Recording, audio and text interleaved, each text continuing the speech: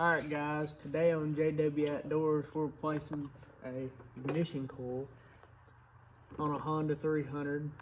It is slightly tricky to get out, just slightly. It's more than slightly, a lot more than slightly. Anyways, yeah, that's what we'll be doing today. Alright, it was slightly tricky to get out, as I said earlier. But anyways, that right there is not supposed to look like that. It's supposed to look like this. That'd be a little cap on there, I reckon. So show the camera up there on what we had to pull that out of. Okay, so let's see.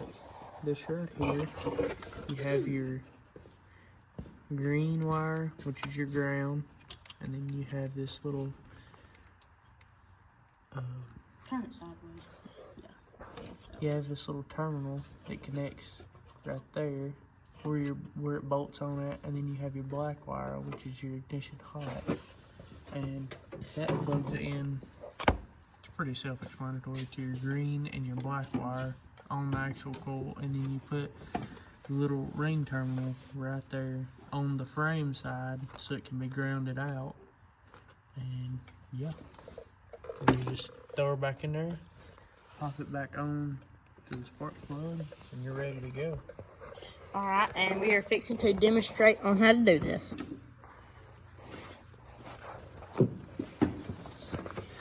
You may not have a good camera angle, but you just hook the grounds up. Is that Caden? You hook the ground, your green wire here to your green, and your black to your black, pretty much. Very self-explanatory. The only hard part about this is getting to where it bolts on that. And then you stick this behind here, and you take your bolt, and you go ahead and run it through there. Your little ring thing on. I know y'all can't see, but It's kind of self-explanatory. You just hook the wires up and then attach it to the little frame it has. yep. And you screw that in there. Not that you could see that either, but I'm just kind of letting you know. Somewhere right in there where his fingers are moving. It's kind of tricky to get to. Very tricky to get to. That's why you have a professional like Caden come out here and do it instead of your boy Judd right here, because Judd don't know what he's doing. Judd can clean a carburetor, ain't that right, Caden? For the most part. I just couldn't clean out the float needle. Mm-hmm. I forgot the most important thing, but that's okay.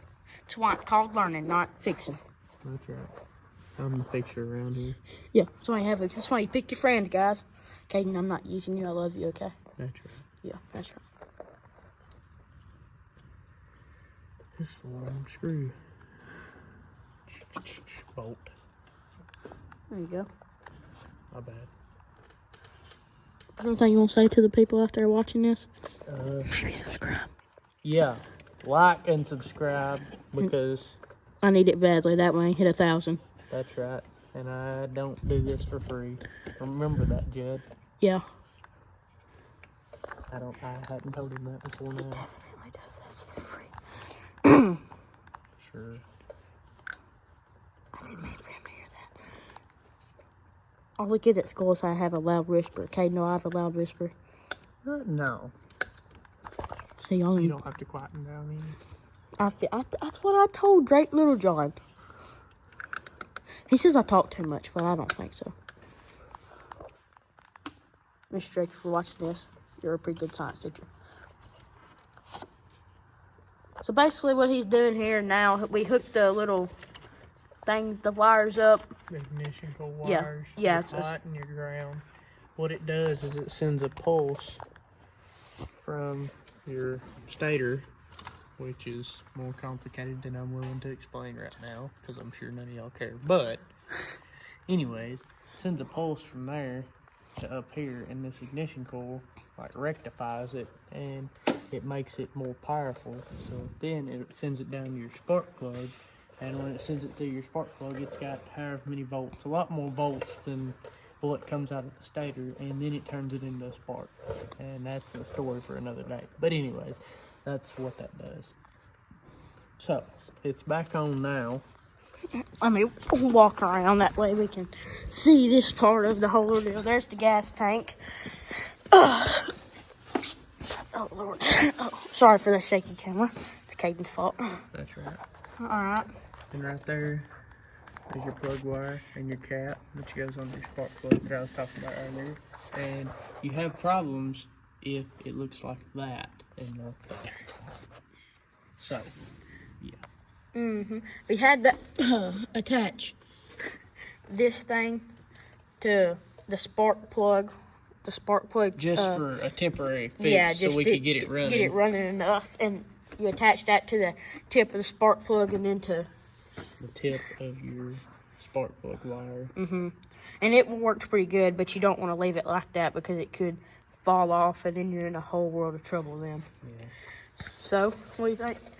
I think she's done. Besides putting the gas tank back on. All right, but it should have enough to give her a little. Let's hope so. All right. Second one. Oh. At least it's got spark. It don't have any gas going to it, but I mean.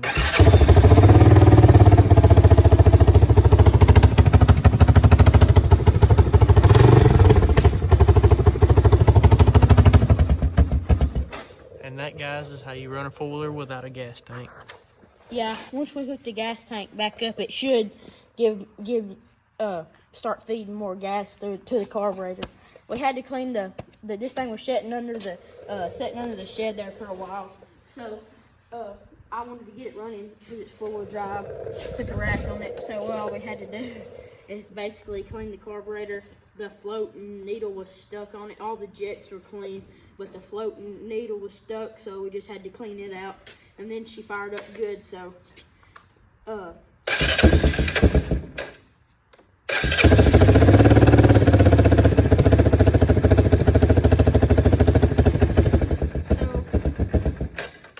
yeah, everybody, so we just want to thank y'all so much for watching. I know it was a short video, but we just want to thank y'all so much for watching us put this ignition coil on this four-wheeler.